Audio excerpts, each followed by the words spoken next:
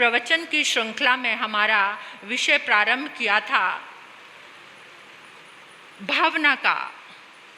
भावना भावना जोग सुदपा जल नावावे अहिया नावावे तीर संपन्ना सब दुखाती उठई।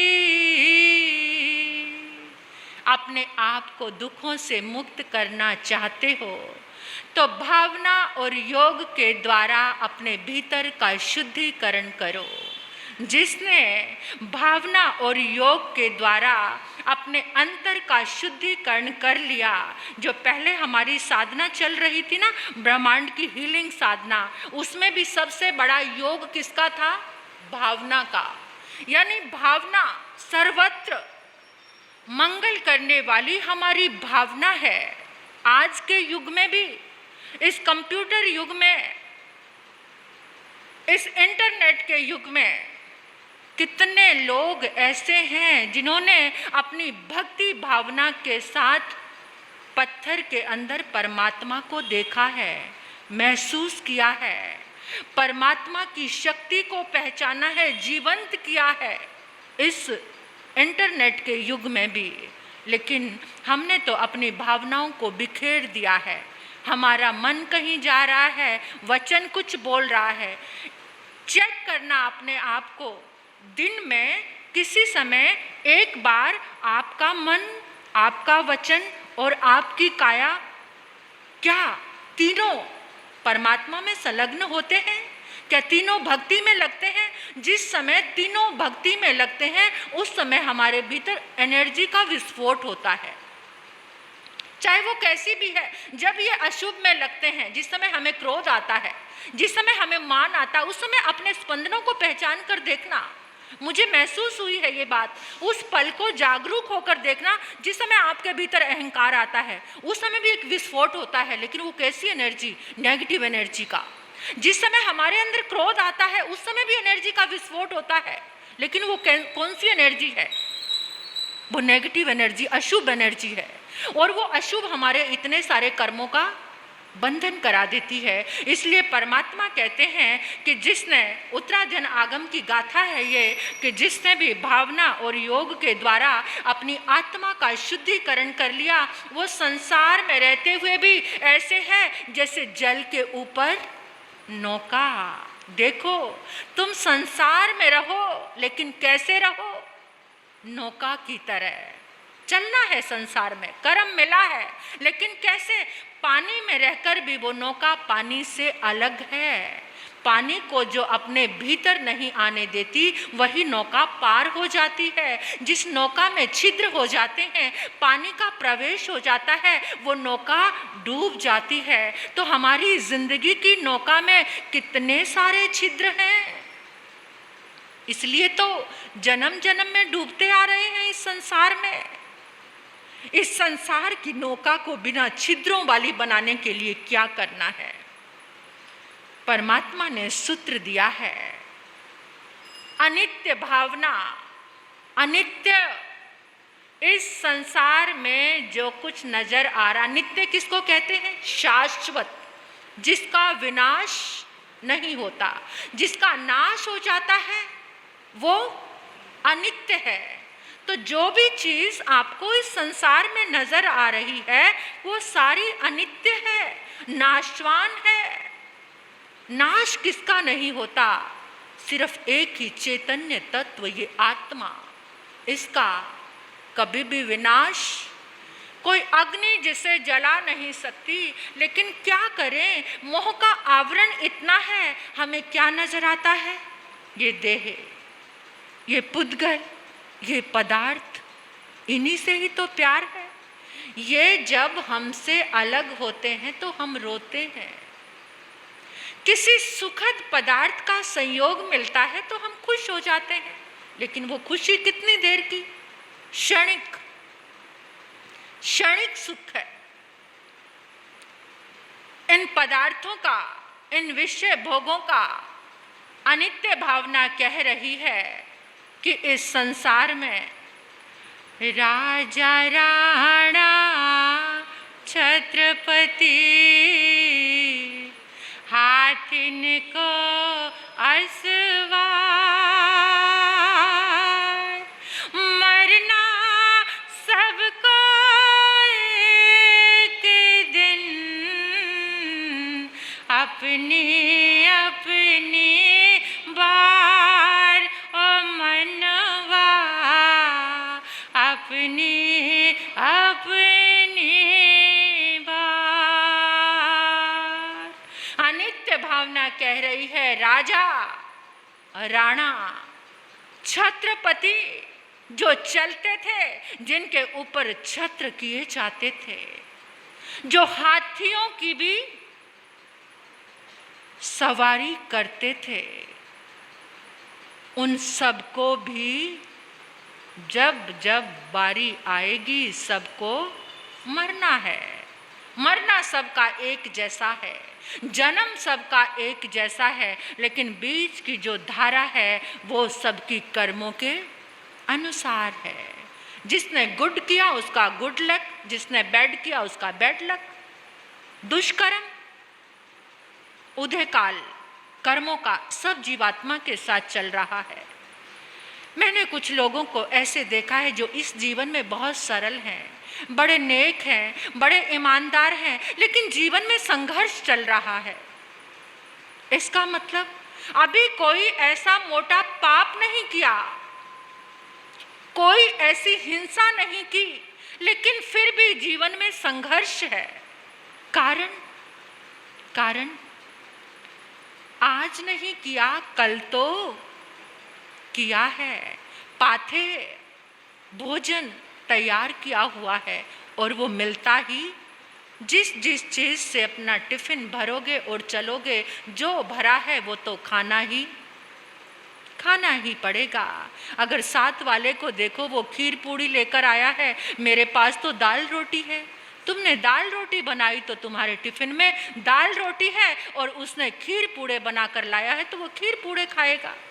बस यही है कर्मों की चीज़, कि जो कुछ बनाया है रास्ते के लिए, जो पाथे तैयार किया है, लेकिन अनित्य भावना का चिंतन करो, मनन करो। ये अनित्य भावना कह रही है, चाहे किसी के सिर पर टोकरी है, चाहे किसी के सिर पर छत्र है, लेकिन मरना तो सबको। निर्धन है कोई धनवान है, जाना सबको एक दिन शमशान है। जिसे बोला हुआ है परमात्मा, वो आदमी नहीं शैतान है। निर्धन है कोई धनवान है, जाना एक दिन सबको शमशान है। जिसे बोला हुआ है परमात्मा, वो आदमी नहीं शैतान है। परमात्मा को याद करो। अनित्य भावना कह रही है, अनित्य भावना का चिंतन। अनित्य भावना भावता ध्याता निर्मल ध्यान, भरत अरिसा भवन में पाम्यो केवल ज्ञान। अरिसा भवन को आज की भाषा में क्या कहेंगे? अरिसा भवन, जहाँ श्रृंगार के सारे साधन हैं, जिस कक्ष में चारों तरफ कांच लगा हुआ है, दर्पण जिसको कहते हैं हम मिरर। यानी आप कहाँ पर जाते हो जहाँ पे चारों तरफ शीशे? आपके घर में भी अपना रूम ऐसे कौन सा रूम बनाते हैं? ड्रेसिंग रूम, जिसमें शीशे लगे होते हैं, अपने साथ श्रृंगार का सामान रखते हो। या फिर ब्यूटी पार्लर, वहाँ पर भी चारों तरफ से हर एंगल से आपका चेहरा नज़र आता है। मेरी साइड कैसी लग रही है, मेरी बैक कैसी लग रही है, मेरा फ्रंट कैसा लग रहा है ना? मुझे तो पता नहीं है, ऐसे बहनें बताती हैं आकर, या कभी कभार किसी के यहाँ दर्शन देने जाते हैं, महाराज जी नया नया ब्यूटी पार्लर खोला है, जरा मंगल पाठ सुना दो। तो वहाँ पर देखते हैं कि चारों तरफ क्या लगे हुए हैं?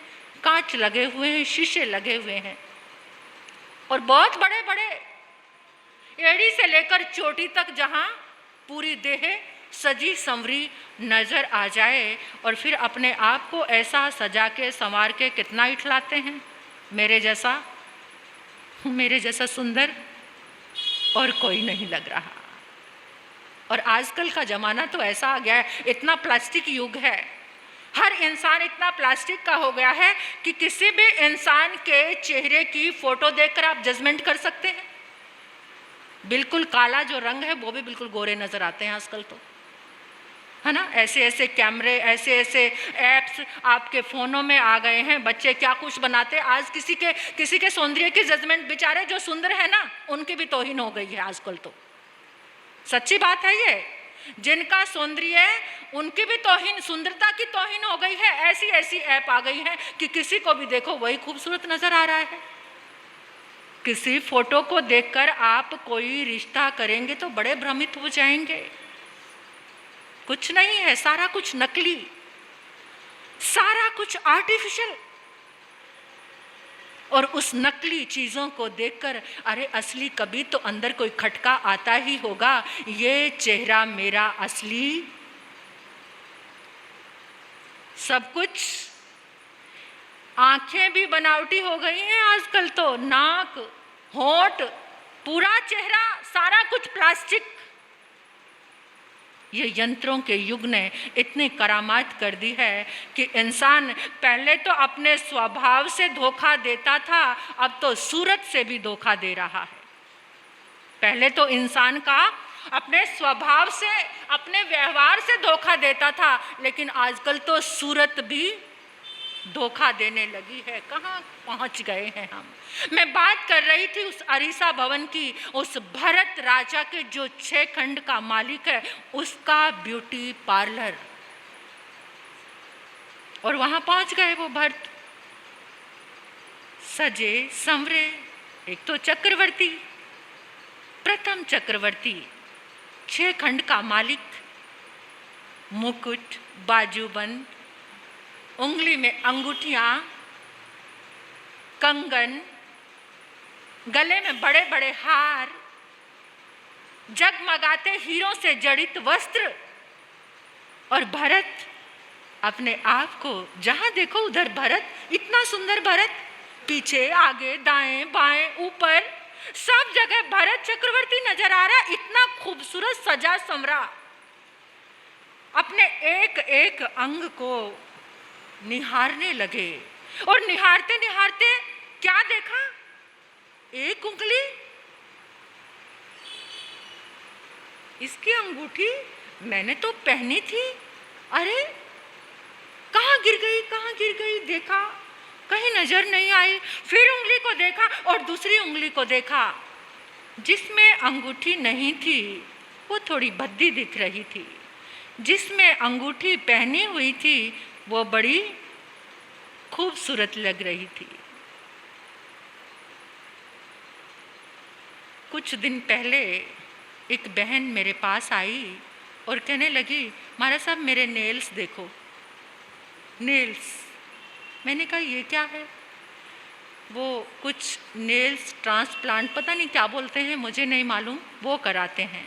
मतलब ओरिजिनल नहीं, वो भी बनावट के, और उसको सजाने के लिए भी बहुत सारे पैसे खर्च करते हैं। मैंने पूछा ये कितने दिन चलते हैं? आर्टिफिशियल दूसरे नाखून लगवा लिए।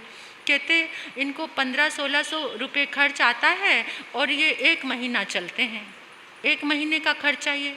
अमीरों के चोचले, सब कुछ आर्टिफिशियल। मैं क्या बोल रही थी? सब कुछ आर्टिफिशियल, बस सेटिस्फेक्शन। क्या ये नहीं पता कि जो बनावट की चीज़ बहुत दिन तक लगाते रहोगे वो कुछ रोग दे सकती है। जो नेचुरल है वही तुम्हें सुख दे सकती है। जो बनावटी चीज़ें, अपने भी नेल्स नहीं कि उसको रंग लिया है, नहीं, वो भी दूसरे ऊपर से चिपकाए हुए। कैसा हमारा सारा ध्यान कहाँ चला गया है, और फिर आकर वो तो महाराज जी को दिखाते हैं। कैसी बात है ये? बड़ी अजीब बात है। देखिए, भरत चक्रवर्ती देखने लगे कि मेरी उंगली ये भद्दी लग रही है और दूसरी उंगली अच्छी लग रही है। फिर दूसरी अंगूठी भी उतार दी, फिर तीसरी। भरत ने देखा, देखता हूं इन ज्वेलरी के बिना, इस जेवर के बिना मेरा ये हाथ कैसा लगता है। हाथ से सारी अंगूठियां उतार दी, कड़ा उतार दिया, बाजूबंद उतार दिए, दूसरे हाथ को देखा, इस हाथ को, और ये हाथ, ओ ये हाथ, क्या इसकी शोभा इन अंगूठियों से थी? क्या मेरे बाजू की शोभा इन कंगनों से थी, इस जूट से, इस ऊपर के आवरण से? दूसरी अंगूठी, तीसरी, सब कुछ खाली करते चले गए। मुकुट उतार दिया, अपना हार उतार दिया, अपने रत्न जड़ित जो उत्तरीय गले में डाला हुआ था वस्त्र, वो वस्त्र भी उतार कर एक तरफ रख दिया था, और बिना पुद्गलों के, बिना पदार्थ के अपने चेहरे को, अपने शरीर को भरत निहारने लगे, निहारते जा रहे हैं, और अंदर से इतनी दृष्टि पहुंच गई कि बाहर देखते देखते भरत भीतर देखने लगे, अपने अंतर को, अपनी आत्मा को देखने लगे। ये सौंदर्य, ये असली सौंदर्य, इसको छोड़कर मैंने बाहर के सौंदर्य को महत्व दिया और उन्हीं पदार्थों को, ये अनित्य हैं, ये समाप्त होने वाले हैं। असली सौंदर्य को निहारते निहारते निहारते निहारते वहीं खड़े खड़े भरत को केवल ज्ञान हो गया। देखो, सोचो, क्या हमारे मन में देखते देखते कभी कोई भाव नहीं आता? एक सफेद बाल आ जाता है ना, तो उसको सिर से क्या कर देते हैं? मेरी शोभा को खराब कर देगा, मेरे सौंदर्य को। और जब सारे सफेद बाल हो जाते हैं तब? पहले के राजा तो पता नहीं कैसी आत्माएं होती थी, वो एक सफ़ेद बाल आता था। आप कहेंगे महाराज जी आजकल की बात मत करो, आजकल तो बच्चों के भी सफ़ेद बाल, सब केमिकल की दुनिया आ गई है, केमिकल से सारा कुछ। लेकिन फिर भी कभी आप तैयार होते हो? क्या आपके भीतर में अनित्य भावना आई कि ये सारी शोभा, सारी सजावट बाहर के पुद्गलों की है, बाहर के पदार्थों की है? भरत वहीं खड़े खड़े केवली हो गए। अहो नानम, अहो नानम, अहो नानम। ऐसा ये होता है भाव। और आजकल हमने भाव को किस चीज़ से नाप दिया है? जिसने गंदे कपड़े पहने हों उसके भाव अच्छे होंगे, ऐसा होगा क्या? कोई साफ सुथरे कपड़े पहनकर भाव, बहुत सारी कसौटियाँ आजकल बना दी हैं। भरत तो अड़ीसा भवन में खड़े थे, कांच के महल में खड़े थे, और वहीं पर केवल ज्ञान हो जाता है, और वहीं पर अनित्य भावना, वहाँ से प्रकट हुई अनित्य भावना जो हमें कह रही है राजा राणा छत्रपति हाथिन को असवार, मरना सबको अपनी अपनी अनित्य भावना का चिंतन करो, जो आपको क्या करेगी? संसार में ऐसे रखेगी जैसे जल के ऊपर नौका। भरत चक्रवर्ती संसार में रहते हुए ऐसे रहते थे जैसे जल के ऊपर नौका। 6 खंड को संभालते थे, रानियां भी थी, रनिवास भरा हुआ था रानियों से। एक पटरानी भी थी श्रीदेवी, जो कभी भी बुढ़िया नहीं होती। चक्रवर्ती के पास एक नारी रत्न होता है जो किसके ऊपर कभी भी वृद्धा अवस्था नहीं आती। काम भोग करने के साथ साथ भी भरत चक्रवर्ती उससे अलग थे। तो ऐसी अनित्य भावना का चिंतन करना और भक्तामर की इस आराधना के लिए सभी को आप प्रेरणा देना, ताकि रोग शोक अंतराय आपके कम हों। और आत्म प्रभु के चरणों में कल 4 तारीख है, हमारे गुरनीति महाराज साहब के चरणों में रहने वाली वैरागन बहन, आज उसके 7 उपवास हैं कुमारी अंजलि के। कल उसकी 28 है। जैसे अपने बच्चे का तप उत्सव मनाते हो ना, वो भी समाज की बेटी है, धर्म की बेटी है। तो मैं देखती हूँ कि धर्म से और उस धर्म बेटी से कौन प्यार करता है और कितने लोग उसको आशीर्वाद देने के लिए आते हैं।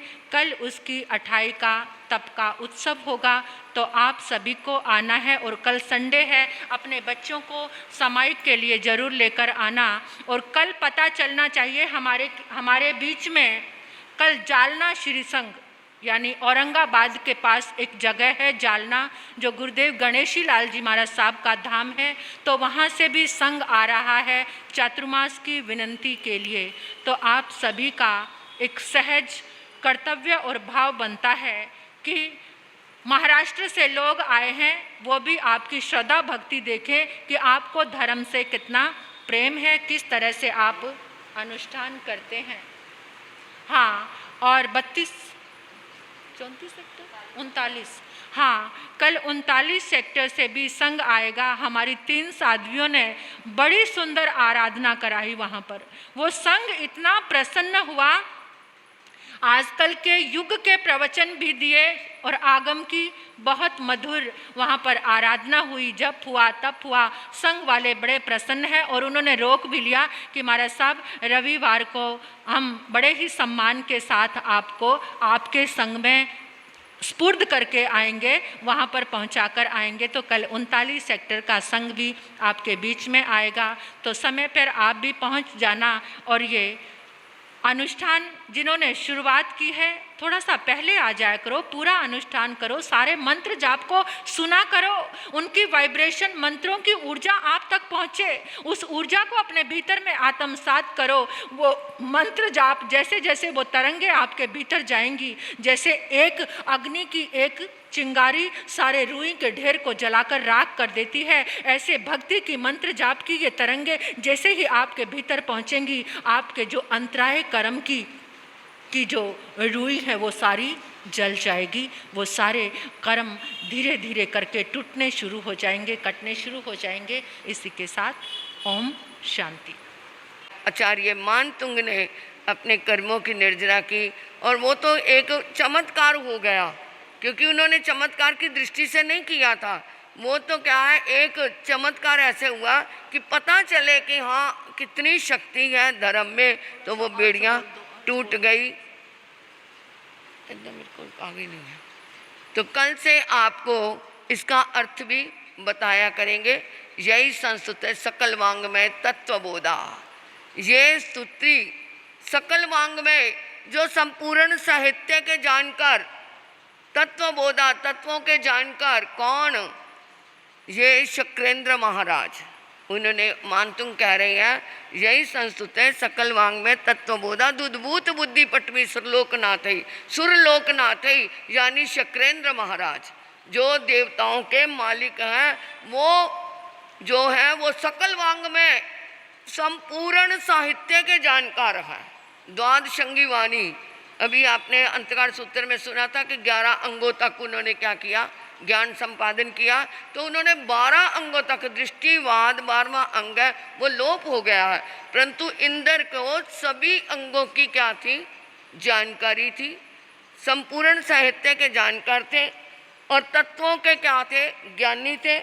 दुद्भूत बुद्धि पटुवी, और उनकी बुद्धि क्या थी, बहुत पटु थी। उनके अंदर एक क्या है, विपुलमति ऐसी थी कि पूरा क्या है उनकी बुद्धि में ज्ञान समाया हुआ था। स्तोत्रई जगत्री तय चित्त हरे रुदारे, और ये स्तोत्र जो है, ये जो उनकी वाणी है, त्रिजगत 3 लोक के लोगों को, 3 जगतों के लोग को चित्त को हरण करने वाली यानी मनोहर वाणी है। उदारे, इतना उत्कृष्ट ये क्या है, स्तोत्र है, इतना महान स्तोत्र है कि इससे क्या है संपूर्ण जगत के चित्त को क्या है, प्रसन्नता मिलती है। स्तोष्य किलाहमपि तंग प्रथमं जिनेन्द्रम, हे पहले जिनेन्द्र प्रभु।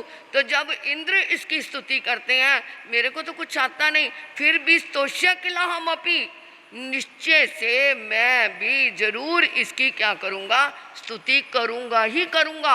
हठ ठान ली आचार्य मानतुंग ने कि मैं भी करूँगा। अगर आप ऐसी हठ ठान ले कि मैं ये शुभ काम करूँगा ही करूँगा, मैं अमिल करूँगा ही करूँगा, देखता हूँ मेरे शरीर में कहाँ तक जान नहीं रहती, मैं करके ही दिखाऊँगा, तो जो ऐसे सोचते हैं कर्मों की निर्जरा भी होती है, ज्ञान का फल भी मिलता है और लौकिक दृष्टि से जो लक्ष्य लेके चलते हैं उसका फल भी मिलता है।